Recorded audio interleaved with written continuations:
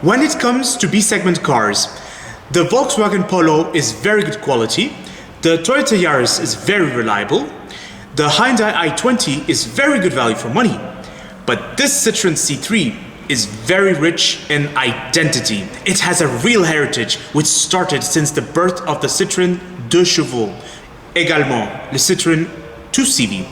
I say this all the time, everyone. French brands do the best small cars, especially Peugeot and Citroën, but I lean more onto Citroën because they grew from it. They started it, they made it fun, they made it interesting, they made it attractive, like the Citroen 2 chevaux. And this is the latest they've come up with, a Citroen C3 also known as. The Citroen C3 has also got a very big reputation in the Dakar Rally. So you know what this means? This means this car is rather fun to drive if you think about it. This Citroen C3 costs 12,000 euros. Is this good value for money or not? Let's get down with this review right now. So first I would like to talk about the front design of this Citroen C3.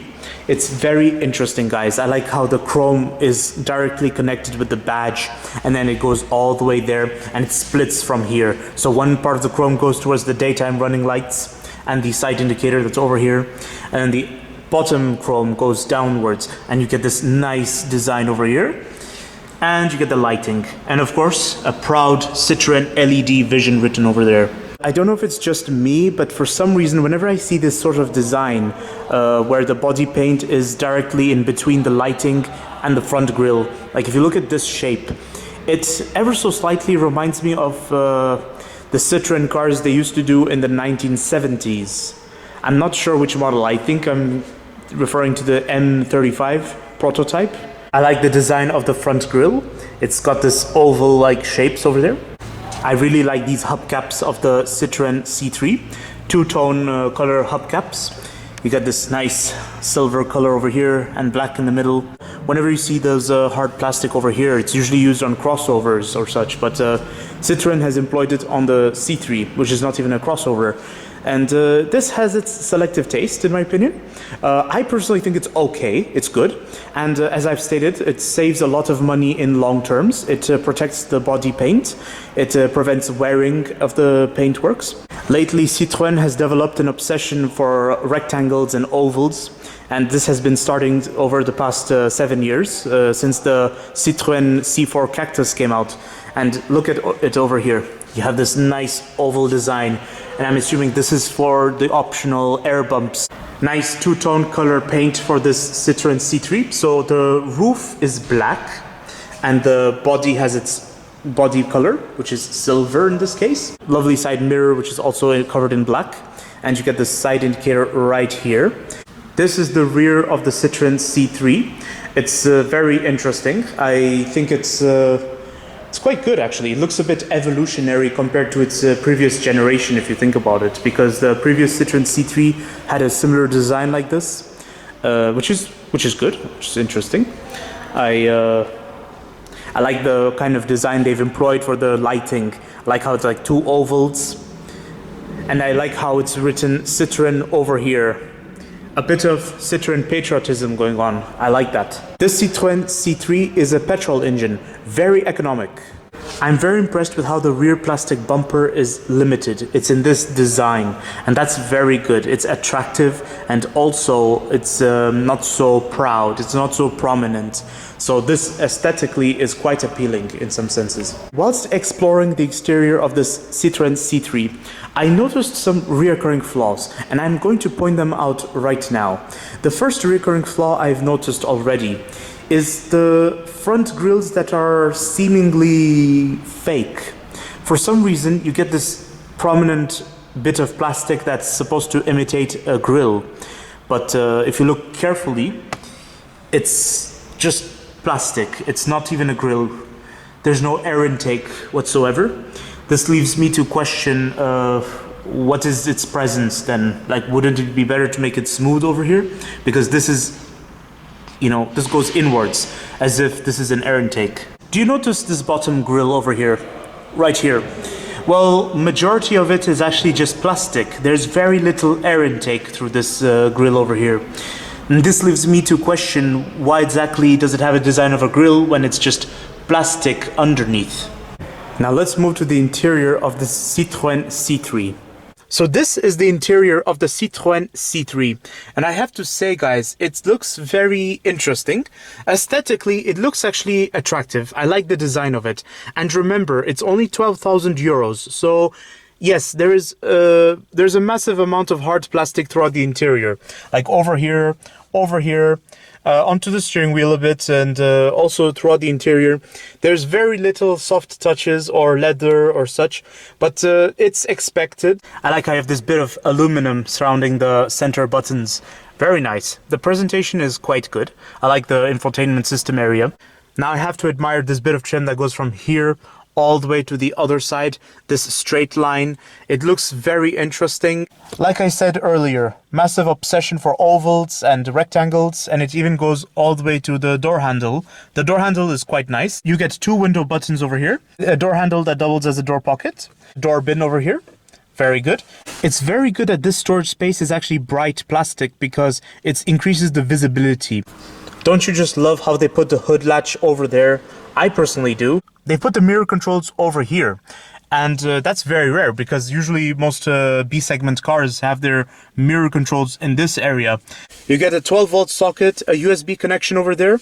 You get some basic climate controls, but I assume most of it is onto the infotainment system when the Citroen C3 is in action. You get your center lock button over here. You get media controls over here and over here. Your cruise control is hiding over here on this separate stoke. Very interesting, and I wonder why they would put it on the Citroen C3 when it's got only so little options on the steering wheel. You get some lighting over here and a beautiful mirror to see how pretty you look. You get two cup holders over there, a micro storage space over here, and a micro storage space over there, which is quite shallow. Wow, look at this, everyone. This has to be one of the deepest glove boxes I've ever seen on any car, guys. Like, one of the deepest, and it's quite nice. But then at the same time, it's expected, because if you look at the other storage spaces in the interior of this Citroen C3, it's the storage is very limited in this car. So, you know, at least you get this deep glove box, which is quite good. That too, it's very easy to open from the driver's seat. Before I get down to talking about the flaws of the interior of this Citroen C3, I would like to point out that the absence of this center storage console is not a big surprise. It's not something uncommon. Especially for B-segment cars, it's often rare they even have a center storage console. The practicality solutions of this Citroen C3 is very, very questionable. Well, this storage space is very shallow. It's rather horizontal if you think about it. So it's very easy for someone's phone to slip out of there if accelerating at high speed or going up the hill. Practical for your coins or for your cards, but I mean, usually there would be something, you know, to prevent all the things in there from falling out. But in this Citroen C3, I see no protection, nothing. So whatever is in there will fall out easily. You get a super micro storage space over there, which I can assume is best for your coins and cards. You get two fixed cup holders that are of fixed sizes. Another questionable aspect I noticed about the interior of this Citroen C3 is that The air conditioning controls are within the infotainment system. Now let's move to the rear seat of this Citroen C3. Before going to the rear seat of this Citroen C3, I would like to quickly point out a prominent advantage, which I've noticed, and that is how squarish this entrance is, everyone. Look at it. It's very neat, it's very squarish, easy to get in, as spacious as you need it to be. And also, this door is not so proud, so you don't have any exposed part of the door that's too proud. It doesn't make contact with you as you open it. So here I am. See, it's barely making contact with me. So I'm in the rear seat of this Citroen C3, and I have to say I have enough leg room. It's as good as it has to be. My knee room is okay. It's quite good, but it's making contact with the driver's seat.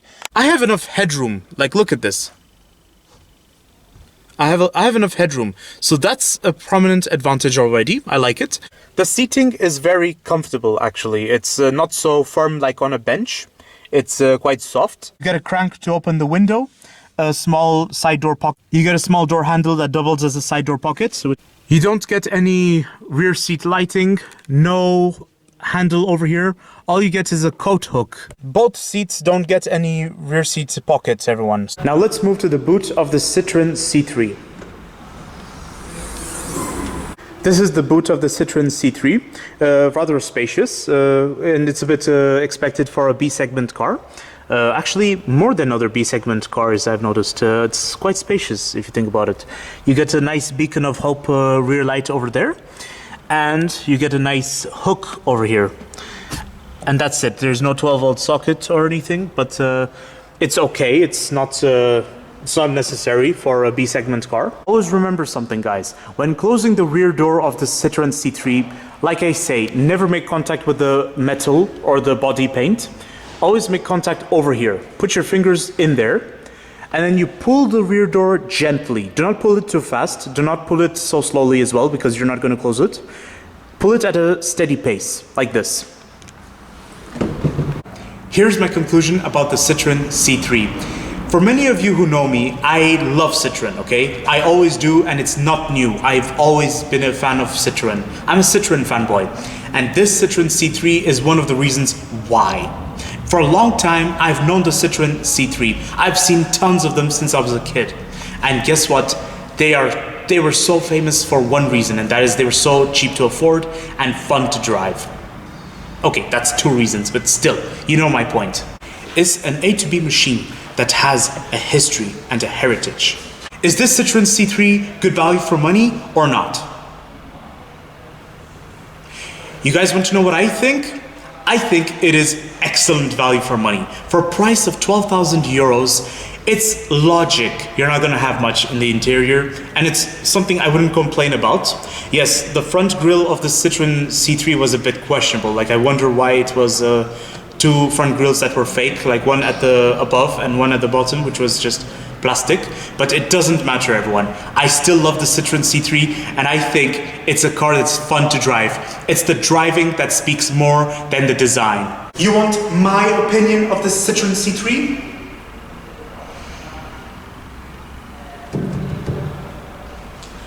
I love the Citroen C3, guys. I really do. And this has to be one of the most interesting Citroen in the market currently. And also, this is one of the most promising B-segment cars in the market. Don't forget to like, comment, and subscribe. And stay tuned for more videos that are on the run. Now, if you'll excuse me, I'm just gonna go for a drive with this lovely Citroen C3.